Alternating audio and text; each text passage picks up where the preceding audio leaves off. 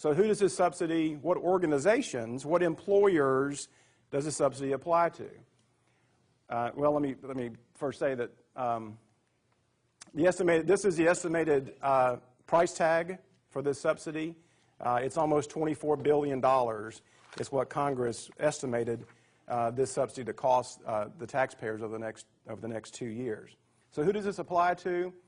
Any employer with 20 or more employees that offers a group health, dental, or vision plan. That's who the federal stimulus bill, the American Reinvestment and Recovery Act, that's who that applies to, the 65%. However, as you might suspect, there are some nuances to this. We have in Florida what's known as a mini COBRA law. The mini COBRA, about 40 states have a COBRA continuation coverage provision, and in Florida, this provision applies to any employer who offers a group health, dental, or vision plan. So the 20-employee rule that you see at the federal level really doesn't apply here in Florida. It applies to any employer who offers a health, dental, or vision plan. So so pretty much everybody in this room who offers a group health plan is going to be impacted by this subsidy arrangement. So what employees qualify for this? And there are very specific rules around the employees that qualify.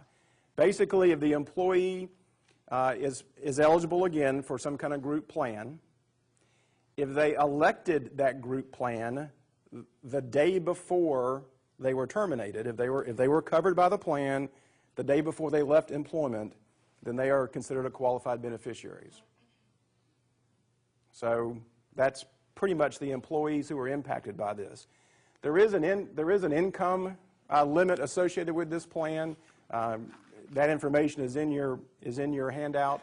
But there are some provisions. The subsidy phases out at a certain level and goes away entirely with a certain amount of individual income.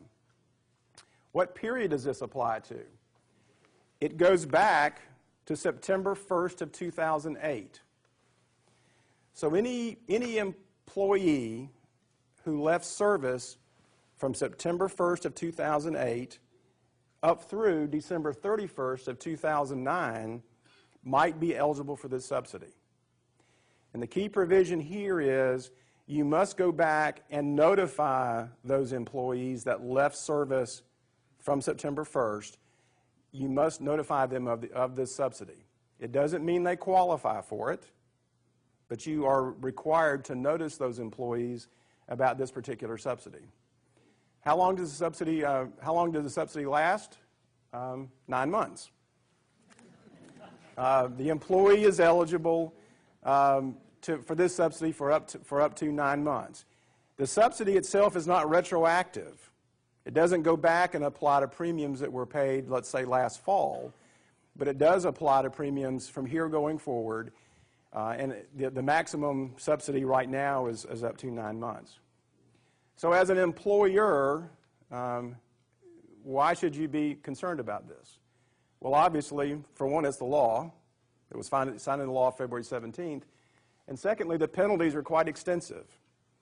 It's $110 per day per violation, and the violation period can extend 6 months past the end of the COBRA eligible period.